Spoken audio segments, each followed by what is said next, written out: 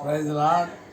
இந்த காலை வேளையிலே ஞாயிறு ஆராதனையிலே இந்த செய்தியை நான் உங்களுக்கு கொடுக்கும்படியாக தேவன் சொல்லியிருக்கிறதானே நாம் தினந்தோறும் தியானித்து கொண்டிருக்கிறதான யாக்கோபுடைய பிள்ளைகளிலே யோசேப்பு என்கிறதான மனிதன் அவன் தரிசனத்தை கனவினாலே கண்டு அதை தன் தகப்பனுக்கும் தன் சகோதரருக்கும் அறிவித்த பொழுது அவர்கள் நாங்கள் உங்களை வணங்க வேண்டுமா என்று சொல்லி அவனை கடிந்து கொண்டது மட்டுமல்லாமல் காட்டிலிருந்து எகிப்திய ஜனங்களுக்கு அவனை விற்று போட்டார்கள். அங்கே விற்று போட்ட பின்பு அங்கே 100க்கு அதிபதியாகிய ஒரு இடத்திலே அவன் விற்கப்பட்டான். அவன் அந்த யோசேப்பை தனக்கு ஸ்தானாதிபதியாக அமர்த்தி எல்லா காரியங்களையும் நீங்கள் தினந்தோறும் எனக்கு கண்டு அதை எனக்கு ஒப்புவிக்க வேண்டும், எல்லா காரியங்களிலும் உன்னை தலையாரையாக வைக்கிறேன் என்று சொல்லி வைத்த பொழுது அவன் அங்கே எல்லாரையும் விசாரணைக்காரனாக இருந்து எல்லாரையும் விசாரித்து கொண்டிருக்கிறான். அப்பொழுது தானே ஒரு நாள் அவன் தன் வீட்டுக்கு தனக்கு உண்டான எல்லாவற்றுக்கும் விசாரணைக்கான முதற்கொண்டு கர்த்தர் எத்தனை வசனம்னா ஆதியாகமம் 39ஆம் அதிகாரம் 5ஆம் வசனத்தை நாங்கள் வாசிக்கிறோம். அவனை தன் வீட்டுக்கும் தனக்கும் உண்டான எல்லாவற்றுக்கும் விசாரணைக்காரனாக்கி முதற்கொண்டு கர்த்தர் யோசேப்பின் நிமித்தம் அந்த எகிப்தியன் வீட்டை ஆசீர்வதித்தார். வீட்டிலும் வெளியிலும் அவனுக்கு உண்டான எல்லாவற்றிலும் கர்த்தருடைய ஆசீர்வாதம் இருந்தது. இல்லையா? நான் உங்களுக்கு தயவாய் ஒரு காரியத்தை சொல்லுகிறேன். அது அரசாங்க அலுவலகமாக இருக்கட்டும், அது நாம் பயணிக்கிற பயணங்களில் வருகிற அந்த வழிபோக்கமாக இருக்கட்டும், நாம் தங்கியிருக்கிற குடும்பமாக இருக்கட்டும், நாம் துக்கிக்கிற இடமாக இருக்கட்டும், எங்கே இருந்தாலும் ஒரு கர்த்தருடைய பிள்ளை அந்த இடத்திலே இருப்பான் என்று சொன்னால் கர்த்தர்தாமே அந்த இடத்தை அவனாலே ஆசீர்வாதமாக்கி தருகிறார் என்பதை நீங்கள் புரிந்து கொள்ள வேண்டும். புத்தி உள்ளவர்கள் புரிந்து கொள்ளுவார்கள். ஒரு அலுவலகத்திலே கூட பல மனிதர்கள் இருப்பார்கள். ஆனால் தேவனுடைய மனிதன் ஒருவன் இருப்பான் என்று சொன்னால் அவனுக்காகத்தான் அந்த அலுவலகமே மிக சிறப்பாகவும் எந்த வம்பிலும் மாட்டாமலும் எந்த வேதனை துக்கிக்காமலும் மேலதிகாரிக்கு பதில் சொல்ல ஈஸியாகவும் ஒரு கடினமாக இல்லாமலும் இருக்கிறது சொன்னால் அங்கே ஒரு தேவனுடைய பிள்ளை இருக்கிறான் என்று அர்த்தம். ஏனென்று சொன்னால் தேவனுடைய பிள்ளைகள் எங்கெல்லாம் இருக்கிறார்களோ அங்கெல்லாம் சமாதானமும் ஆசீர்வாதமும் நிலைத்திருக்கும். இதை தயவு செய்து புரிந்து கொள்ளுங்கள். இதை பார்ப்பவர்கள் புரிந்து கொள்ளுங்கள். தேவனுடைய பிள்ளைகளாய் இருப்பது மாத்திரமல்ல, அவர்கள் அங்கே நீதிமானாக இருக்க வேண்டும். அல்லேலூயா! எல்லோரும் தேவனுடைய பிள்ளைகள் தான். ஞானஸ்நானம் பெற்றவர்கள், கிறிஸ்தவர்கள், பைபிளை எடுத்துக்கொண்டு சபைக்கு போகிறவர்கள், அவர்களுடைய வீட்டிலே சிலுவையை போட்டு வசனங்களை எழுதி பெரிய பெரிய அதிகாரிகளை வர வைத்து கூட அவர்கள் பிரியாணி போட்டு அனுப்புவார்கள். அதெல்லாம் காரியங்கள் அல்ல. அங்கெல்லாம் சமாதானங்கள் அல்ல, அங்கெல்லாம் சந்தோஷங்கள் அல்ல. அங்கெல்லாம் வியாதி வேதனைகளும் துக்கங்களும் தான் நிரம்பும். அவர்கள் பணத்தினாலே அப்படி செய்யலாம், ஆனால் சந்தோஷம் இருக்காது, சமாதானம் இருக்காது. அவர்களுடைய ஸ்ட்ரெஸ் பயங்கரமான மன உளைச்சலினாலே அவர்கள் காணப்படுவார்கள். ஆனால் ஒரு பிச்சைக்காரன் போல தென்படுவான். பிச்சைக்காரனாகவே இருப்பான். அவனால் யாருக்கும் கொடுக்க முடியாது, யாருக்கும் அவனால் வாரி இறைக்க முடியாது. ஆனால் அவனால் ஒன்று செய்ய முடியும். அவன் தேவனிடத்திலே பற்றுதலாக இருந்து அவரிடத்தில் ஜெபிக்க முடியும். அதனாலே அந்த ஆசீர்வாதங்களை தேவன் கட்டளையிடுவார். என்று சொன்னால் ஊசியானது ஒட்டகத்தின் காதிலே நுழையவே அல்லாமல், ஊசியானது ஒட்டகத்தின் காதிலே ஊசியின் காதிலே ஒட்டகம் நுழையுமே அல்லாமல் ஒரு பணக்காரன் தேவனுடைய ராஜ்யத்தில் வர முடியாது என்று ஆண்டவராக இயேசு கிறிஸ்து தெளிவாக வேதத்திலே சொல்லுகிறார். பணக்கார பருப்பெல்லாம் வர முடியாது இயேசுகிட்ட. அல்லேலூயா! இயேசுகிட்ட வரவங்க யாருன்னா ஏழைகளும் தாழ்மையானவர்களும் அவரை தடுத்து கொள்ளுகிறவர்கள் தானே. அதனாலே ஏழையாக இருப்பவன் சீக்கிரமாக தேவனிடத்தில் போவான். சொன்னார். என்னென்று சொன்னால், அவன் விடுவதற்கு முன்பே எல்லாத்தையும் ஒரு பணக்காரனிடத்துல ஒருத்தன் போய் ஆண்டவர் இடத்துல ஒருத்தன் போய் கேட்குறான், ஆண்டவரே, நான் பரலோக ராஜ்யத்தை சுதந்திரித்துக் கொள்ள வேண்டும் என்று சொன்னால் நான் என்ன செய்ய வேண்டும் என்று சொல்லுகிறான். ஆண்டவர் சொல்லுகிறார், என்னுடைய கற்பனைகளை கைக்கொள், அது போதும் என்று சொல்லுகிறார்.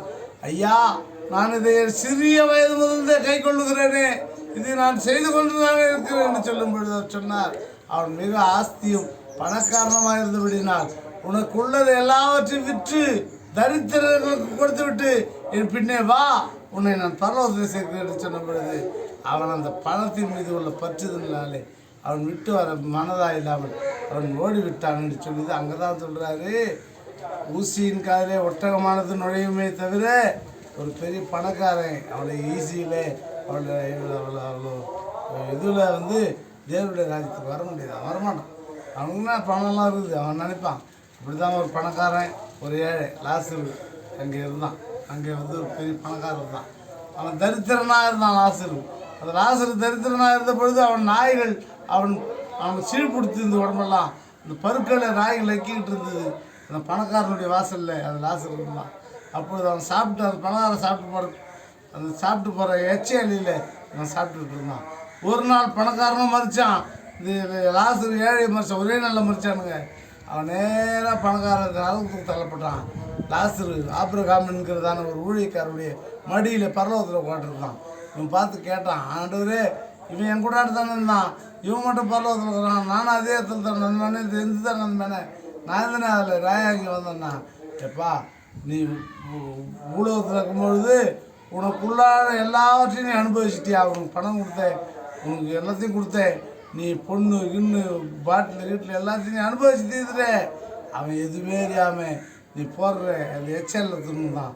அதனால் இவன் அங்கே ஆறுதல் அடையிறான்னு சொல்லும் போது, நீ பாவத்தை செஞ்சு நீ கீழ்ப்படியில் இவன் ஜெபம் பண்ணிட்டு என்னை வணங்கிட்டு இருந்தான் சொல்லி ஆண்டவர் சொல்லும்போது, ஆண்டவரே, என் வீட்டில் இன்னும் என்ன மாதிரியே நல்லா என் அப்பா பெரியப்பா, என் தம்பி தங்கச்சி எல்லாரும் நல்ல பணத்தினால கொழுத்து போய் கிடக்குறாங்க, அவங்களுக்கு இந்த விஷயம் தெரியாது, நீ அவனை கொஞ்சம் அனுப்புங்க, லாசரு அனுப்புங்க, என் வீட்டில் கொஞ்சம் சொல்லட்டோன்னு சொல்லும்போது, இங்கே வந்தவர்கள் எல்லாம் அங்கே போய் சொல்ல முடியாதுப்பா, அங்கே சொல்கிறதுக்காக ஒரு தம்பி கில்பர்ட் பைத்தியக்காரனை வச்சுருக்கிறேன், அந்த பைத்தியம் டெய்லி ஏசுன்னு சொல்லும், அந்த பைத்தியம் சொல்கிறத நீங்கள் கேட்டீங்களா, நீங்கள் இங்கே வருவீங்க, நீங்கள் அவனை பைத்தியம் சொன்னீங்களா, உங்களுக்கு வைத்தியம் தேவைப்படுதுப்பா, அந்த வைத்தியத்தை நீங்கள் எங்கே பார்க்கணுமோ அங்கே போய் பார்த்துக்குங்க, நரகத்துக்கு தள்ளப்படுவீர்கள்னு சொல்லி ஆண்டவராக இயேசு கிறிஸ்து சொல்லிட்டாருங்க. ஆகினாலே அன்பு ஜனங்களே, அங்கே எல்லாவற்றிலும் விசாரணைக்காரனான முதற்கொண்டு கர்த்தர் யோசேப்பு நிமித்தம் அந்த எகிப்தியன் வீட்டை ஆசீர்வதித்தார். யோசேப்பு நிமித்தம் அந்த எகிப்தியன் வீட்டை அவர் என்ன பண்ணுறாரு, எகிப்தியனுக்கும் ஆண்டவருக்கும் கனெக்ஷனே கிடையாது. இல்லையா, எகிப்தியனுக்கு ஆண்டவருக்கும் கனெக்ஷனே கிடையாது. ஆனால் என் புள்ள அங்கே தங்கியிருக்குது, அவன் ஆசீர்வாதம் தான் என் புள்ள ஆசீர்வாதம் தான் அப்படின்னு சொல்லி அங்கே எகிப்து அவன் நிமித்தம் ஆசீர்வாதத்தை நல்லா கவனிச்சுங்க. ஆவியானவர் பிள்ளைகளே, தேவனுடைய பிள்ளைகளே, கிறிஸ்தவர்கள் உங்கள் குடும்பங்களிலே சேர்த்துக்கொள்வது மிகவும் நலமான காரியம். கிறிஸ்தவர்களுக்கு உதவி செய்வது உங்களுக்கு மிகவும் நலமான காரியம். உங்களுக்கு பெரிய பெரிய வசதிகள் இருக்கலாம், ஆனால் ஒரு கிறிஸ்தவனை ஆதரிப்பது உன்னுடைய வாழ்க்கைக்கு மிகுந்த ஒரு நல்ல காரியமாக இருக்கிறதுன்னு சொல்லி நாங்கள் சொல்லுகிறோம்.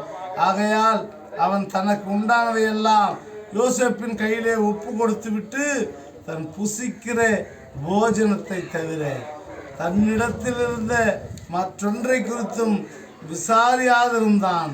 தான் புசிக்கிற சாப்பாட்டை மட்டும் இந்த சாப்பாடு சாப்பிடலாமா வேணாவா அப்படின்னு கேட்டுட்டு இருப்பான். யோசேப்பு அழகான ரூபமும் சௌந்தரிய முகமும் உள்ளவனாய் இருந்தான். இல்லையா, யோசேப்பு அழகானவனாய் இருந்தான் என்று சொல்லி நாம் பார்க்கிறோம் பிள்ளைகளே. ஆகையினாலே தேவனுடைய பிள்ளைகளே, நீங்களும் தேவனுடைய பிள்ளைகளாக இருக்கிறீர்கள், தேவனை ஏற்றுக்கொண்டிருக்கிறீர்கள், தேவனை நீங்கள் நேசிக்கிறீர்கள். நிறைய பேர் சொல்லுவாங்க, எல்லா மதத்தினரும் சொல்லுவாங்க, ஏசப்பான்னா எனக்கு ரொம்ப பிடிக்கும். எல்லா மதத்தினரும் சொல்லக்கூடியதான ஒரு பெரிய ஒரு விஷயம், ஏசப்பான்னா எனக்கு ரொம்ப பிடிக்குங்க. நாங்கள் ஏசப்பாவை நேசிப்போம், நாங்கள் ஏசப்பாவை வணங்குவோம், நாங்கள் சர்ச்சையான போகணும்னா மெழுகுவத்தி கொடுத்துட்டு சிலுவை போட்டுக்கிட்டு தான் போவோம். இல்லையா? உங்கள் ஒவ்வொருவரையும் தேவன் தாமே இப்பொழுது ஆசீர்வதிக்க போகிறார். நீங்கள் அப்படியே செய்து கொண்டு வாருங்கள். நீங்கள் எந்த மதத்தினராக இருந்தாலும் சரி, ஏசப்பாவிடத்தில் நீங்கள் ஜெபியுங்கள். இதோ நாங்கள் ஜெபிக்கிறோம். அன்பின் பரலோக பிதாவே, ஏசப்பாவின் நாமத்திலே நாங்கள் மண்டைக்கு வருகிறோம். நீர் நல்லவரும் கிருபையுள்ளவருமாக இருக்கிறீர்கள். அதற்காக நன்றி ஆண்டவரே. திருமணமாகாத பெண்களுக்கும் ஆண்களுக்கும் திருமணங்களை நிச்சயித்து வையும். சபைகளில் ரட்சிக்கப்படாதவர்களை சீக்கிரமாக ரட்சிப்புக்குள்ளே கொண்டு வந்து சபை நிரம்பும்படியாகும், சபையிலே ஜனங்கள் விருத்தி அடையும்படியாகும், தேவனுடைய வார்த்தைகளை கேட்கும்படியாகும். நிறைய கிறிஸ்தவங்க இருக்கிறாங்க. ஒருத்தர் கூட சபைக்கு போகிறது கிடையாது. துணி துவைக்கணும், சாமான் கழுவணும், வீட்டுக்கு சுண்ணாம்பு அடிக்கணும், வீட்டை சுத்தம் பண்ணணும், இருக்கிற தேவெல்லாம் மாற்றி அம்மா ரெஸ்ட்டு என்று சொல்லி அநேகர் தேவனுக்குள்ளாக கிறிஸ்தவர்கள் ஆகிவிட்டு வீட்டிலே முக்காடிட்டு கொண்டு படுத்துக்கொண்டு வீட்டில் இருக்கிறதுனால தரித்திரத்தின் மேல் தரித்திரம் வருதப்பா. ஆண்டவரே, தரித்திரத்திலிருந்து விலகும்படியாக அவர்கள் அந்த தரித்திரத்திலிருந்து விலகும்படியாக நோக்கி ஓடி வந்து சபைகளிலே முழங்கால் படிட்டு ஜெபிக்கிறவர்களாக காணப்படுவார்களாக. ஆண்டவரே, பிள்ளைகளாக என் அன்பு சகோதரிகள் ஆண்டவரே, எனக்கு தெரிந்து ஒரு 50 பேராவது இருப்பார்கள். ஆண்டவரே, இடத்துல ஜப குறிப்புகள் எழுதி கொடுத்தவர்கள் 20 பேர் இருப்பார்கள். ஆண்டவரே, அந்த ஜப குறிப்புகளுக்காக நான் ஜெபிக்கிறேன். இயேசுவின் ரத்தம் ஜெயம், இயேசுவின் ரத்தம் ஜெயம். ஆண்டவரே, அவருடைய கணவன் பெயர்களை சொல்லி அவர் பெயரை சொல்லி இடத்தில் எழுதி கொடுத்த அந்த ஜப குறிப்புகளுக்காக ஜெபிக்கிறேன். ஆண்டவரே, ஒவ்வொருவரையும் அந்த கர்ப்பத்தின் கனியை ஆசீர்வதிப்பீராக, அந்த கர்ப்பப்பையை சுத்திகரிப்பீராக. ஆண்டவரே, அந்த நீர்க்கட்டிகள் கிளம்பி ஆப்ரேஷன் செய்து உடம்பையே நோகடிக்க பண்ணுகிறது. ஆண்டவரே, அவைகளெல்லாம் இயேசு நாமத்தில் அகன்று போவதாக. இயேசு கிறிஸ்துவின் ரத்தம் செய்யும். ஆண்டவரே, வியாதிஸ்தர்கள், சர்க்கரை வியாதிக்காரர்கள், ஆண்டவரே, கேன்சர் வியாதிக்காரர்கள், ஆண்டவரே, HIV அந்த நோய்க்காரர்களை இயேசுவின் ரத்தம் ஜெயமாய் மாற்றி ஆண்டவரே வியாதியிலிருந்து விடுதலையாக்கும். அதற்கான மருந்துகளை சீக்கிரத்திலே கண்டுபிடித்து அவர்கள் குணமாய் தீர கர்த்தர் உதவி செய்கிறாங்க. சபைகளை ஆசீர்வதியோம், சபைகளில் உள்ளவர்களை ஆசீர்வதியோம், என்னுடைய விசுவாசிகளை ஆசீர்வதியோம். அதிகமாக எனக்கு விசுவாசிகள் வர கர்த்தர் கிருபை செய்கிறாங்க. இதோ இந்த சபையை கட்ட வேண்டும் என்று நான் 20 கோரிக்கை வைத்திருக்கிறேன். ஒருவராயிலும் செவிசாய்த்து இந்த சபையை ஏதோ கட்டித்தருவேன் என்று சொல்லி கட்டித்தரும்படியாக கெஞ்சுகிறேன். ஆசீர்வதியும் பலப்படுத்துங்க. இயேசு கிறிஸ்து நாமத்தில் ஜெபிக்கிறோம் பிதாவே, ஆமென். ஆத்மாவே கர்த்தரை ஸ்தோத்திரி, முழு பிரஸ்தானத்தை ஸ்தோத்திரி. ஆத்மாவே கர்த்தரை ஸ்தோத்திரி, கர்த்தர் செய்த சகல விதமாக ஆமென். கர்த்தராகிய இயேசு கிறிஸ்துவின் கிருபையும் பிதாவாகிய தேவனுடைய அன்பும் பரிசுத்த ஆவியானவருடைய அன்பின் ஐக்கியமும் நம்மோடும் சகல அப்போஸ்தலரோடும் கர்த்தருடைய வருகை மட்டும் இருப்பதாக. ஆமென், ஆமென்.